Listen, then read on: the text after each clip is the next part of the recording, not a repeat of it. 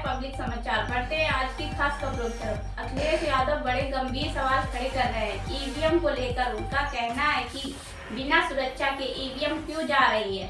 पत्रकारों से बार बार कहते हुए आप लोग भी घूम रहे हैं, यानी एग्जिट पोल पर अखिलेश यादव बिल्कुल भरोसा नहीं कर रहे हैं। आइए उनके प्रेस कॉन्फ्रेंस का वो हिस्सा भी सुनते हैं जहां पर उन्होंने सीधा सवाल एग्जिट पोल पर खड़ा कर दिया। जमीन पर चुनाव चल रहा है, वो भारतीय जनता पार्टी के खिलाफ था, जनता के अंदर नाराजगी थी।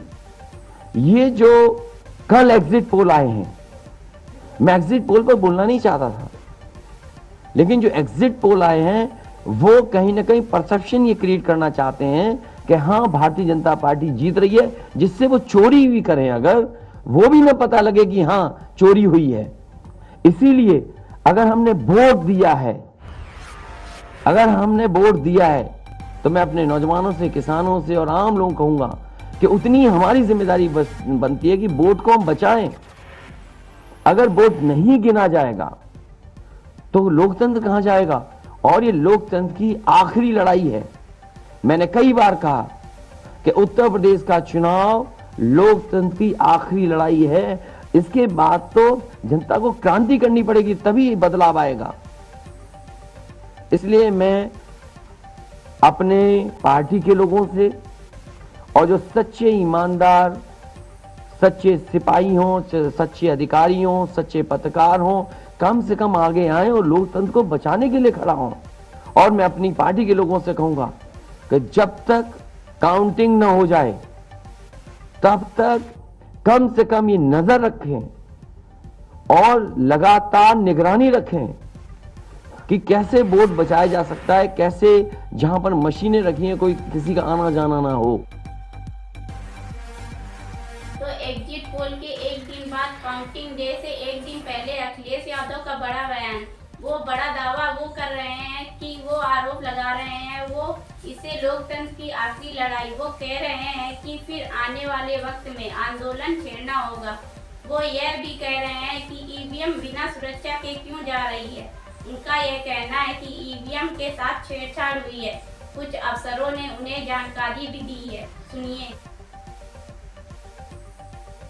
ये लोकतंत्र के लिए बहुत ही खतरे का समय है। जो दल हार गया अब उसके बस में यही है जो अब करने जा रहे हैं। ये जितने कुछ एग्जिट पोल हुए हैं वो इसीलिए हुए हैं कि अगर वो चोरी भी करें तो शायद नजर ना आए। अब ईवीएम्स पकड़ी गई हैं, बहाना कोई ना कोई अधिकारी बताएंगे कि हम ईवीएम्स इसलिए ले जा रहे थे। आखिरकार फोर्स के साथ क्यों नहीं ईवीएम जा रही थी।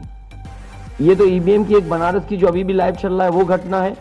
बरेली में एक स्ट्रांग रूम से बाहर नगर पालिका की कचड़े की गाड़ी में, जिसका नंबर UP25 DT 9166 में 3 बक्से सील पकड़े गए। जो सील बक्से थे, एक बक्से में सादा बैलेट पेपर था तथा 2 बक्से में मोहरें, रजिस्टर तथा सील करने वाला सामान था। करीबन 500 बैलेट पेपर पकड़े गए।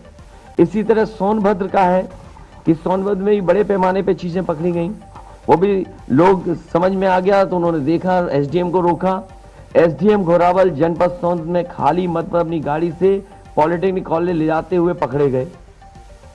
क्या सफाई देगी सरकार। इसीलिए मैंने कहा प्रमुख सचिव मुख्यमंत्री आप जानकारी कर लें। अगर आपके DMs कोई जानकार हैं, उन्होंने खुद बताया है कि वहां से लखनऊ से फोन आ रहे हैं कि जहां पर भारतीय जनता पार्टी हार रही हो वहां पर काउंटिंग स्लो हो और रात तक काउंटिंग लेकर के जाए।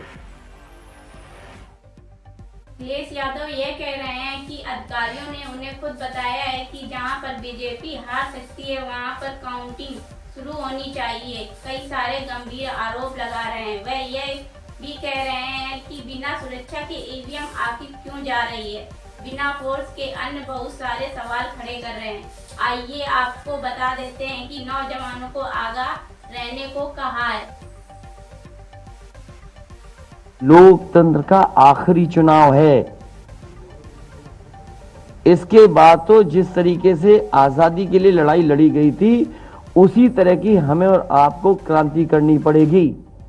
मैं तो अपने नौजवानों से अपील करूंगा कि जहां किसान इतने साल बैठे रहे तब सरकार झुकी।